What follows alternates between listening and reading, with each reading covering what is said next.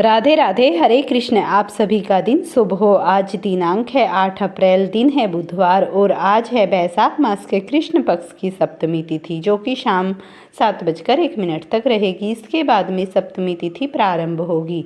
ब्रह्म मुहूर्त सुबह 4:49 से 5:27 तक रहेगा। सूर्योदय होगा सुबह के 6:16 पर। सूर्यास्त होगा शाम को 6:41 पर। आज भद्रा काल भी लगेगा और भद्रा शाम 7:01 से शुरू होकर कल सुबह 8:12 पर समाप्त होगी। तो भद्रा का वास इस बार पाताल लोक में रहेगा और यह भद्रा पृथ्वी लोक के अशुभ कार्यों में विघ्न नहीं डालेगी, यानी बाधा डालने वाली नहीं होगी। फिर जो लोग चाहें तो भद्रा का विचार इस दौरान कर सकते हैं। पहले सुनिए श्री कृष्ण कवच पाठ। और किसी विशेष काम पर, विशेष यात्रा पर निकल रहे हैं तो आपको श्री कृष्ण कवच का सच्चे मन से पाठ या श्रवण करके यात्रा का शुभारंभ करना चाहिए। और इसके अलावा हमारे पास आज की जितनी भी नेगेटिविटी हैं उन सब से श्री कृष्ण कवच हमारी रक्षा करता है, समस्त बाधाओं से मुक्त रखता है। अगर हमारे जीवन में दुर्भाग्य चल रहा है, हमारे जीवन में समस्याएं चल रही हैं, तो धीरे धीरे उन सभी समस्याओं का भी भगवान की कृपा से अंत होता है। इसीलिए ही लिखा करे, एक राजा और महामंत्री के रास्ते में किसी ब्राह्मण को भिक्षा मांगते देखा तो राजा ने महामंत्री से पूछा, यह क्या है? महामंत्री ने तुरंत कहा, महाराज भला हुआ। राजा ने कहा, तो इस ब्राह्मण को रास्ते पर लाओ। महामंत्री, कहाँ आ जाएगा महाराज, लेकिन समय लगेगा, कृपया 3 माह की अवधि दे दीजिए। तब राजा ने स्वीकृति दे दी। स्वीकृति को मिलने के बाद महामंत्री उसी ब्राह्मण के घर गया और ब्राह्मण से विद्वान होकर भी भिक्षा मांगने का कारण पूछा। ब्राह्मण देव ने बताने पर महामंत्री ने कहा, हे ब्राह्मण देवता, कल से प्रातः आप 4 बजे जाग जाइए और हर दिन 2 घंटे हरे कृष्णा हरे कृष्णा हरे कृष्णा हरे राम राम राम हरे हरे का जप कीजिएगा।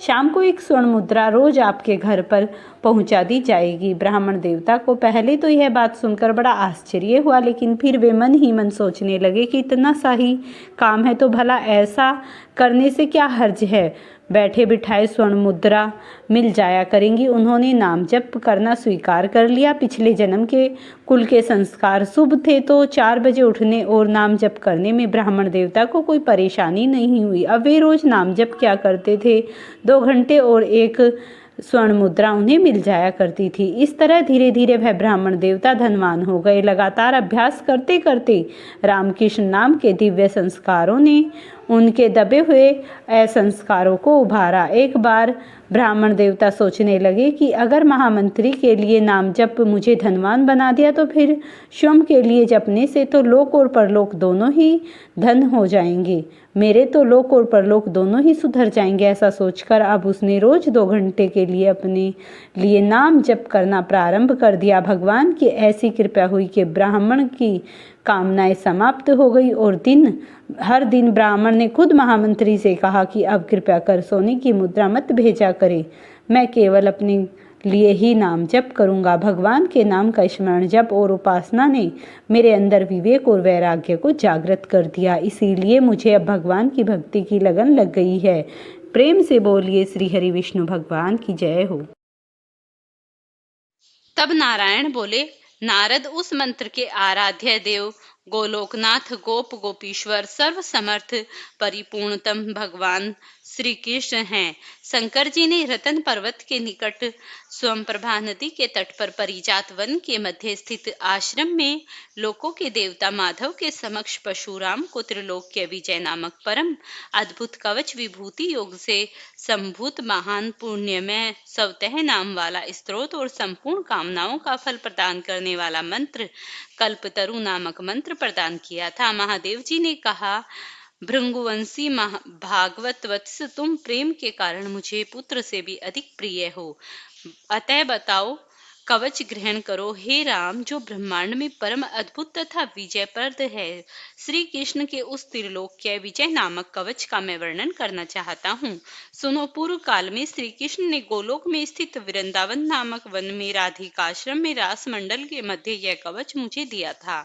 यह अत्यंत गोपनीय तत्व संपूर्ण मंत्र समुदाय का विग्रह स्वरूप पुण्य से भी बढ़कर पुण्यान्तर परमोत्कर्ष उत्कृष्ट है और इसे स्नेहवश मैं तुम्हें बता रहा हूँ, जिसे पढ़कर और धारण करके मूल प्रकृति भगवती आग शक्ति ने तुम निशुंभ महिषासुर और रक्त बीज का वध किया था, जिसे धारण करके मैं लोकों का संहारक और संपूर्ण तत्वों का जानकार हुआ हूँ तथा पूर्व काल में जो दुरंत और अवध्य थे उन त्रिपुरों को खेल ही खेल में दग्ध करा सका हूँ, जिसे पढ़कर और धारण करके ब्रह्मा ने इस उत्तम सृष्टि की रचना की थी, जिसे धारण करके भगवान से सारे विश्व को धारण करते हैं, जिसे धारण करके कुमराज शेष को लीला पूर्वक धारण किए रहते हैं, जिसे धारण करके स्वयं सर्वव्यापक भगवान वायु विश्व के आधार हैं, जिसे धारण करके वरुण सिद्ध और कुबेर धन के स्वामी हुए, जिसे पढ़कर एक स्वयं इंद्र देवताओं के राजा बने, जिसे धारण करके तेजो राशि स्वयं सूर्य भवन में प्रकाशित होते हैं, जिसे पढ़कर एवं धारण करके चंद्रमा महान बल और पराक्रम से संपन्न हुए हैं,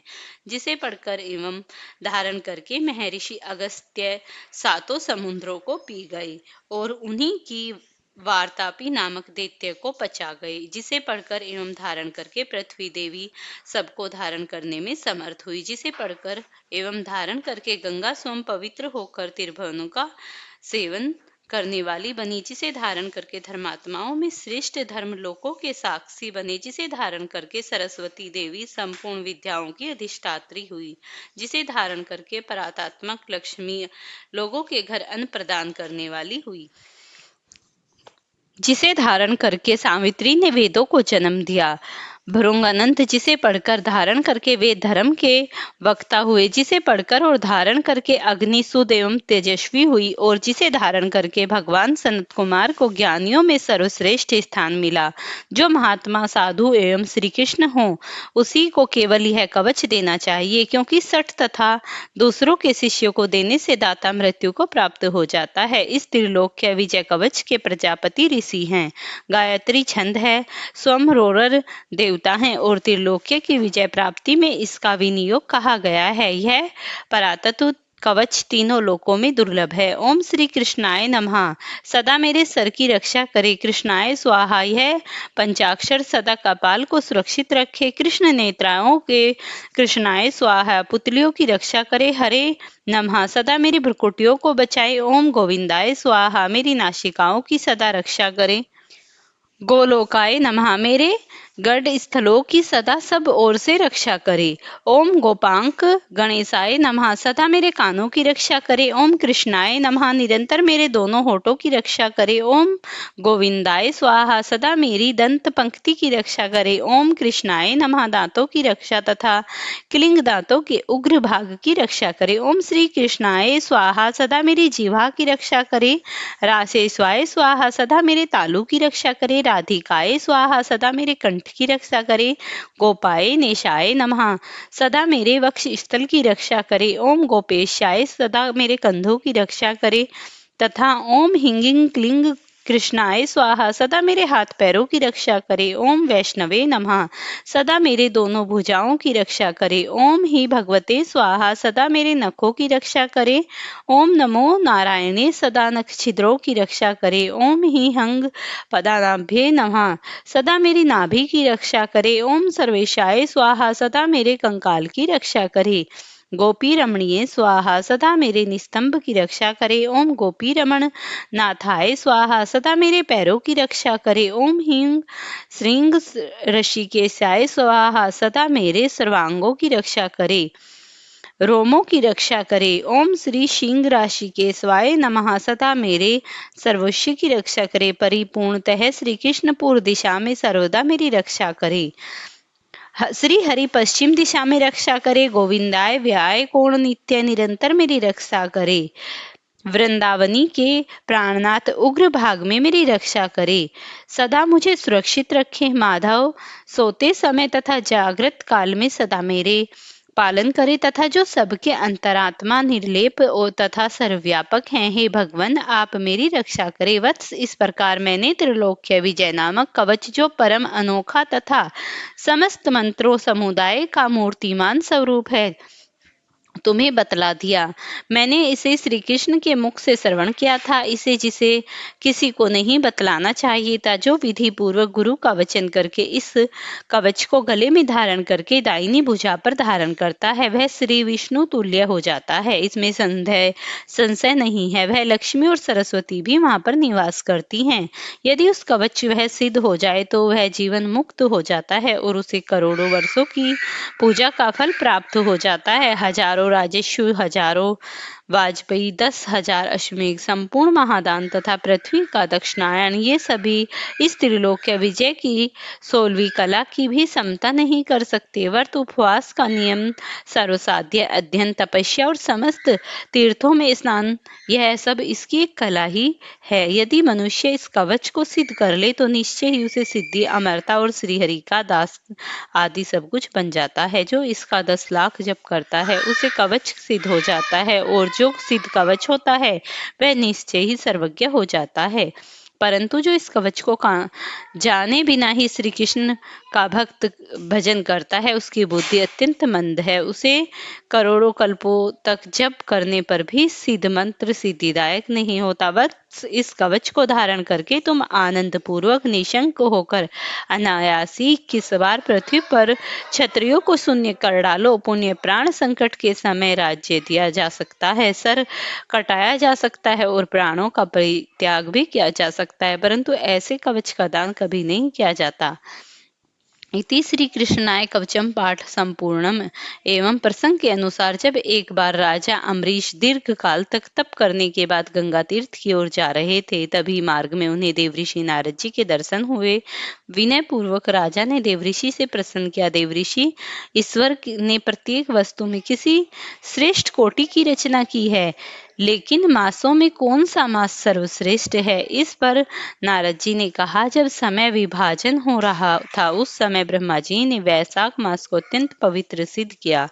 वैशाख मास सब प्राणियों की मनोकामनाओं को सिद्ध करता है। इस मास में भगवान विष्णु की कृपा प्राप्त करने के लिए सूर्योदय से पहले स्नान करना चाहिए। पुराणों के अनुसार वैशाख महीने में भगवान विष्णु की आज्ञा जन कल्याण हेतु जल में समस्त देवी देवता वास करते हैं। वैशाख मास में स्नान दान का विशेष महत्व है, इसीलिए इस मास में जल का दान करने से व्यक्ति को विशेष लाभ मिलता है और जीवन में आ रही परेशानियां दूर हो जाती हैं। क्योंकि इस मास में गर्मी चरम पर होती है, इसीलिए छायादार वृक्षों की सेवा, छायादार पौधे लगाना, गर्मी से त्रस्त व्यक्ति की सहायता, चप्पल, प्याऊ आदि का दान करने से व्यक्ति को देवी देवताओं का आशीर्वाद मिलता है। यह महीना संयम, अहिंसा, आध्यात्मिक स्वाध्याय और जन सेवा का महीना है, इसीलिए सेवा चाहे किसी भी रूप में हो अधिक से अधिक करनी चाहिए। विशेष रूप से इस मास में धूम्रपान, मांसाहार, मदिरापान आदि पर निंदा तथा बुराइयों से बचना चाहिए। भगवान विष्णु की सेवा और उनके सगुण या निर्गुण स्वरूप मुट्ठी भर जल अर्पण करना चाहिए। फिर चाहिए कि वैशाख मास की सुबह में इस राशि में होने पर औपचारिक रूप से अर्घ्य दे रही हूँ, कृपया स्वीकार करें। वैसे तो वैशाख मास के सभी दिन महत्वपूर्ण है, लेकिन एकादशी का विशेष महत्व है। स्नान, दान, होम, देव पूजा आदि आदर्श कर्म, जप, स्तोत्र तथा कथा श्रवण जैसे कर्म फलदायक होते हैं। जो लोग रोग और घोर दरिद्रता से पीड़ित हैं वे पुराण से मुक्त हो जाते हैं। प्रेम से बोलिए श्री हरि विष्णु भगवान की जय। अब आप सुनिए तुलसी माता तथा सीता माता की नित्य प्रति। सीता माता का हर रोज का नियम था, वह प्रभु श्री राम को कथा सुनाया करती थी। को किसी काम के लिए बाहर जाना पड़ गया तो सीता माता कहने लगी कि प्रभु, मेरा तो 12 वर्ष का नित्य नियम है, अब मैं बाहर जाएंगे तो मैं कथा किसको सुनाऊंगी? श्री राम ने कहा, तुम कुएं की पाल पर जाकर बैठ जाओ, वहां औरतें पानी भरने आती हैं, उन्हें तुम अपनी कथा सुना देना। सीता माता कुएं की पाल पर जाकर बैठ जाती है। एक स्त्री आई, उसने रेशम की जरी साड़ी पहन रखी थी और सोने का घड़ा ले रखा था। सीता माता उसे देखकर कहती है, बहन, मेरा 12 वर्ष का नित्य नेम सुन लो। वह स्त्री बोली कि मैं तुम्हारा नित्य नेम सुनूंगी तो मुझे घर जाने में देर हो जाएगी और मेरी सास मुझसे लड़ेगी। उसने कहानी नहीं सुनी और वह ऐसे ही चली गई। उसकी रेशम जरी की साड़ी पट गई, सोने का घड़ा मिट्टी के घड़े में बदल गया। सास ने देखा तो पूछा कि यह किस दोस्त को अपने सर लेकर आई है। बहू ने कहा कि कुएं पर एक औरत बैठी थी, उसने कहानी सुनने के लिए कहा, लेकिन मैंने उसकी कहानी नहीं सुनी, उसी का यह परिणाम हुआ। बहू की बात सुनकर अगले दिन वही साड़ी और घड़ा लेकर सास कुएं की पाल पर गई। सास को वही माता सीता बैठी मिली और माता सीता ने कहा, बहन मेरी कहानी सुन ले। सास बोली कि एक बार छोड़, मैं तो 4 बार कहानी सुन लूंगी।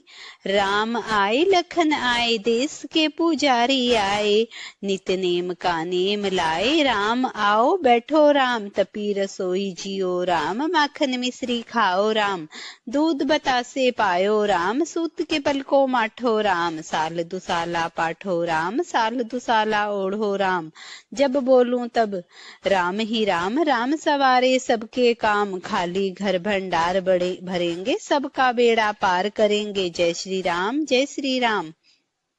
सास बोली कि बहन कहानी तो बहुत अच्छी लगी।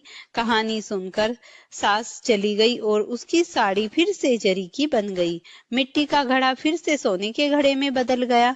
बहू कहने लगी, सासू माँ आपने ये सब कैसे किया? सास ने कहा कि बहू तू दोष लगा के आई थी और अब मैं दोष उतार कर आ रही हूँ। बहू ने फिर सास से पूछा कि कुएं वाली स्त्री कौन है? सास बोली कि वे सीता माता थी, वो पुराने को नया कर देती हैं, खाली घर के भंडार भर देती हैं, वह लक्ष्मी जी का वास घर में कर देती हैं, आदमी जो भी हो इच्छा उसे पूरी कर देती हैं। बहू बोली कि ऐसी कहानी मुझे भी सुना दो। सास बोली कि ठीक है, तुम भी सुनो। सास ने कहानी सुनानी प्रारंभ कर दी।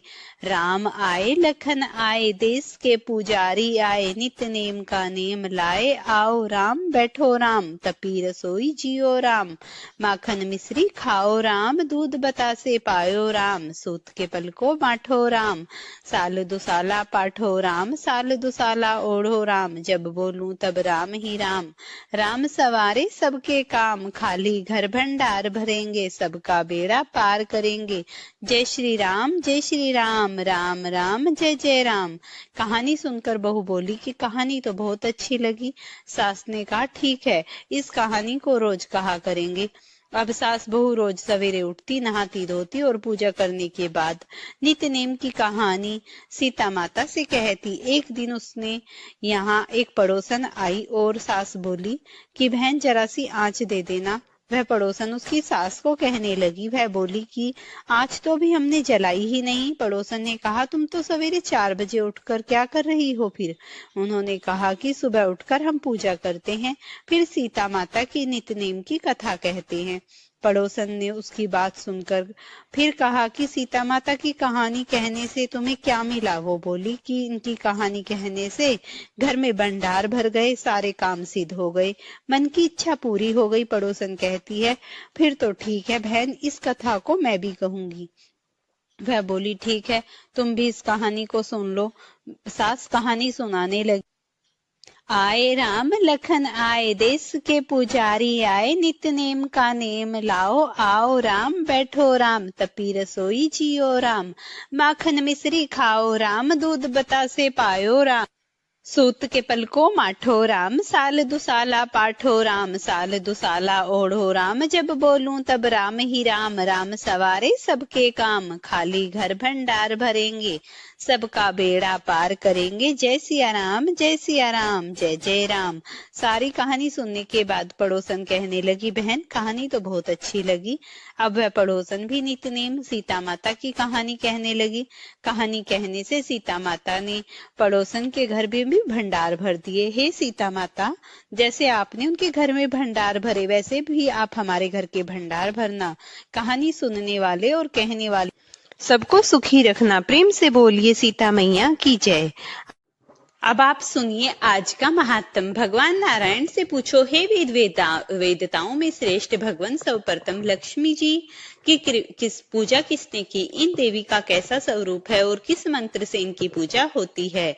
आप मुझे इनका गुणगान सुनाने की कृपा करिए। और तब भगवान नारायण कहते हैं प्राचीन समय की बात है, सृष्टि आदि में पारब्रह्म परमात्मा भगवान श्री कृष्ण के वाम भाग से रास मंडल में भगवती श्री राधा प्रकट हुई। उन परम सुंदरी श्री राधा के चारों ओर वट वृक्ष शोभा दे रहे थे। उनकी अवस्था ऐसी थी मानो 12 वर्ष देवी हो। निरंतर रहने वाला तरुण में उनकी शोभा बढ़ा रहा था और उनका दिव्य विग्रह ऐसा प्रकाशमान था मानो श्वेत चंपन का पुष्प हो। उन मनोहरिणी देवी के दर्शन परम सुखी बनाने वाले थे। उनका प्रशंसु मुख शरद पूर्णिमा की कोटि कोटि चंद्रमाओं की प्रभा से पूर्ण था। उनके विकसित नेत्रों के समान शरद काल के मध्याह्न कली कमलों की शोभा की भी छिप जाती थी।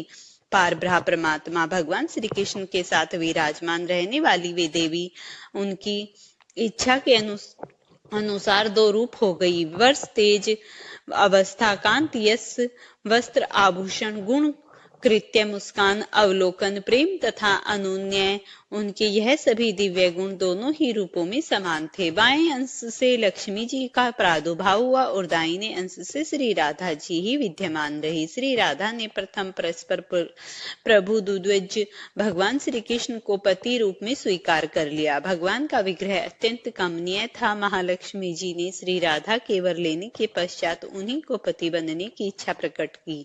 तब भगवान श्री कृष्ण उन्हें गौरव प्रदान करने विचार से स्वयं को रूपों में प्रकट हो गए। अपने दक्षिण अंश में वे 2 भुजाधारी श्री कृष्ण बने और बाएं अंश में चतुर्भुज श्री विष्णु रूप में परिणत हो गए। उन्होंने महालक्ष्मी जी को भगवान विष्णु की सेवा में समर्पित कर दिया। जो देवी अपनी स्नेह भरी दृष्टि से विश्व को निरंतर निरखती और लज्जित करती रहती है, वही अत्यंत गौरवान्वित होने के कारण महालक्ष्मी के नाम से प्रसिद्ध हुई। इस प्रकार 2 भुज भगवान श्री कृष्ण श्री राधा के प्राणपति बने और चतुर्भुज भगवान श्री विष्णु लक्ष्मी जी के शुद्ध सत्व स्वरूपा भगवती श्री राधा गोपी और गोपियों से आवंत होकर अत्यंत शोभा पाने लगी। फिर चतुर्भुज भगवान श्री विष्णु भगवती लक्ष्मी सहित वैकुंठ धाम को पधार गई है। भगवान श्री विष्णु और भगवान श्री कृष्ण दोनों परस्पर अंशों में एक समान ही थे। श्री कृष्ण दोनों समस्त अंशों में जैसे ही भगवती महालक्ष्मी योग सिद्धि के कारण नाना रूप में विराजमान हुई, वे परिपूर्णतम परम शुद्ध सत्व स्वरूप भगवती लक्ष्मी संपूर्ण सौभाग्यों से संपन्न होकर महालक्ष्मी के नाम से प्रसिद्ध हो वैकुंठ धाम में निवास करने लगी। प्रेम के कारण समस्त नारी समुदाय में वे प्रधान बन गई और इंद्र की संपत्ति के समान समुद्र विग्रह धारण करके देवी स्वर्ग लक्ष्मी के नाम से स्वर्ण में प्रसिद्ध हुई। पाताल में उनका नाम नाग लक्ष्मी और राजाओं के यहाँ राज्य लक्ष्मी, ग्रहों के यहाँ ग्रह लक्ष्मी के नाम से पूजित हुई और यह सभी रूप इन महालक्ष्मी के एक अंश ही हैं। अपने पूर्ण रूप से तो यह नित्य वैकुंठ धाम से में ही विराजती थी। गृहस्थ के संपूर्ण मंगलों को मंगल प्रदान करने वाली संपत्ति स्वरूपा होकर विचरने लगी। गौओं में सुरभि रूप से और यज्ञों में दक्षिणा रूप से पधरी। क्षीर सागर में यह उनकी कन्या बनी है। कमलनियों के लिए श्री रूपा और चंद्रमा के लिए शोभा रूपा हुई। इन्हीं की कृपा से सूर्य मंडल शोभा पाने लगा। भूषण रत्न फल जल राजा रानी दिव्य नारी गृह संपूर्ण वस्त्र पवित्र स्थान देवताओं की प्रतिमा मंगल कलश माणिक्य मोतियों की सुंदर माला बहुमूल्य हीरे चंदन वृक्षों की सौम्य शाखा तथा नूतन मेघ, इन सभी वस्तुओं में भगवती श्री लक्ष्मी का ही अंश विद्यमान है। मुनि सबसे पहले भगवान नारायण ने वैकुंठ धाम में इन महालक्ष्मी की पूजा की और फिर दूसरी बार ब्रह्मा जी ने भक्ति पूर्वक इनका अर्चन किया। तृतीय श्रेणी के उपासक भगवान श्री शिव हैं। भगवान विष्णु ने क्षीर सागर में इनकी पूजा की। इनके बाद शंभु मनु मानवेद ऋषिवेश्वर मुनीन्द्र सभ्य गृहस्थ इन लोगों ने जगत में इन महालक्ष्मी की उपासना की। गंधर्व और नागों ने पाताल लोक में इनका पूजन किया। भाद्रपद मास के शुक्ल अष्टमी के सुअवसर पर यह ब्रह्मा जी द्वारा सुपूजित हुई। नारद भाद्रपद मास के शुक्ल पक्ष में पूरे पक्ष तक त्रिलोकी में इनकी भक्ति पूजा होती है। चैत पोष तथा भाद्रपद मास के पवित्र मंगलवार को इनकी पूजा का महोत्सव होने लगा। विष्णु से सुपूजित होने के कारण त्रिलोकी ने इन सब लोगों को बड़ी भक्ति भाव से इनकी उपासना की। वर्ष के अंत में पोष की संक्रांति के अवसर पर मध्याह्न काल में मुनि ने मंगल कलश पर इनकी प्रतिमा का आवाहन करके इनकी पूजा की और इसके बाद वे महादेवी तीनों लोकों के लिए नित्य पूज्य हो गई। इंद्र इनके उपासक बने। राजा मंगल ने मंगला के रूप में इनकी उपासना की। तदंतर राजा केदार, नील, शुभ, सुबल, धुरु, उत्तानपाद, शुक्र, बलि, कश्यप, दक्ष, करदम, विश्वासवान, प्रियवंत, चंद्रमा, कुबेर, वायु, यम, अग्नि और वरुण ने इनका उपासना की। इस प्रकार यह भगवती महालक्ष्मी सर्वस्त्र सब लोगों से सदा सुपूजित हुई है। संपूर्ण ऐश्वर्यों की अधिष्ठात्री देवी हैं। इन्हें समस्त संपत्तियों की साक्षात श्री विग्रह कहा गया। नारद जी ने पूछा, भगवान श्री महालक्ष्मी भगवान नारायण की प्रिय होकर सदा वैकुंठ में ही विराजती हैं। उन सनातनी देवी को वैकुंठ की अधिष्ठात्री देवी कहा गया। पूर्व काल में भगवान नारायण की बात सत्य करने के लिए इन देवी ने पृथ्वी पर आकर समुद्र की कन्या होने का प्रस्ताव स्वीकार किया और वो समुद्र की कन्या बनी। मुझे स्पष्ट रूप से प्रसंग सुनने से भी यह कृपया करे। तब भगवान नारायण ने कहा, नारद, पूर्व समय की बात है, दुर्वासा ने श्राप से भगवती श्री इंद्र के पास चली गई। ऐसी स्थिति में देव समुदाय मृत्यु लोक में भटकने लगा। लक्ष्मी ने स्वर्ग का त्याग करके कुपित होकर दुख के साथ वैकुंठ के लिए प्रस्थान दिया। नारद वे वहां से गई और महालक्ष्मी में अपने रूप का संवर कर दिया। उस समय संपूर्ण देवताओं में शोक की सीमा नहीं रही। वे परम दुखी होकर भगवान ब्रह्मा जी की सभा में गए। वहां जाकर ब्रह्मा जी को अपना अगवा बनाया और फिर सब मिलकर वैकुंठ पधारे। वहां भगवान नारायण विराजमान थे। अत्यंत दैन्य भाव प्रकट करते हुए देवताओं ने उनकी शरण ग्रहण की। वस्तुतः देवता दुखी हुए थे। उनके वैकुंठ, ओट और तालु तक सूख गए। तब पुराण पुरुष भगवान श्री हरि की आज्ञा मानकर वे सर्व संपत्ति स्वरूपा लक्ष्मी अपनी कला से समुद्र की कन्या हुई। देवताओं और दैत्यों ने मिलकर क्षीर सागर का मंथन किया था। उससे महालक्ष्मी का प्रादुर्भाव हुआ। भगवान विष्णु ने उनका साक्षात किया। इस अवसर पर इन संपन्न वंदना देवी ने देवताओं को वर दिया और क्षीर सागर में शयन करने वाले भगवान विष्णु को वरमाला अर्पण कर वे स्वयं उन्हीं के पास चली गई। नारद उनकी कृपा से देवताओं और असुरों के हाथ में गया और पुण्य प्राप्त होगा। इसके बाद देवता उन्हें भली भांति पूजा करके निरापद होकर सर्वस्त्र आनंद करने लगे। ब्रह्मा जी ने पूछा, ब्रह्मनिष्ठ और तत्वज्ञ मुनिवर दुर्वासा ने कब, क्यों और किस अपराध के कारण इंद्र को श्राप दिया था और देवताओं ने किस रूप से समुद्र का मंथन किया? किस स्रोत से प्रसन्न होकर देवी ने इंद्र को साक्षात दर्शन दिए? प्रभु इंद्र और दुर्वासा किस प्रकार का संवाद हुआ था?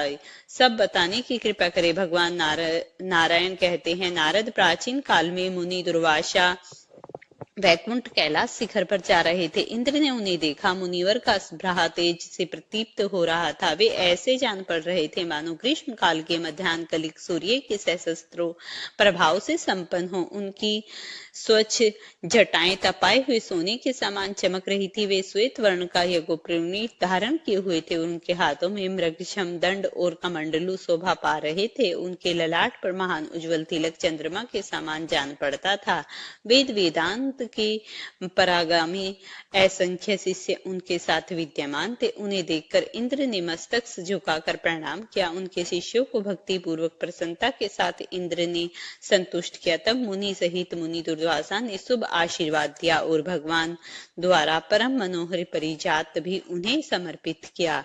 राजश्री के गर्भ से गर्वित इंद्र ने जरा मृत्यु और शोक का विनाश करने वाले मोक्षदायिनी उस पुष्य को लेकर अपने ऐरावत हाथी के मस्तक पर रख दिया। उस पुष्य का स्पर्श होते ही गुण रूप तेजोर अवस्था इन सब से संपन्न होकर ऐरावत हाथी भगवान विष्णु के समान हो गया। फिर वह इंद्र को छोड़कर घोर वन में तपस्या के लिए चला गया। प्रेम से बोलिए श्री हरि विष्णु भगवान की जय हो। प्रिय भक्तों, अगर आपको ये कथा पसंद आई हो तो इसे लाइक और शेयर करना। चैनल पर नए हैं तो चैनल को सब्सक्राइब कर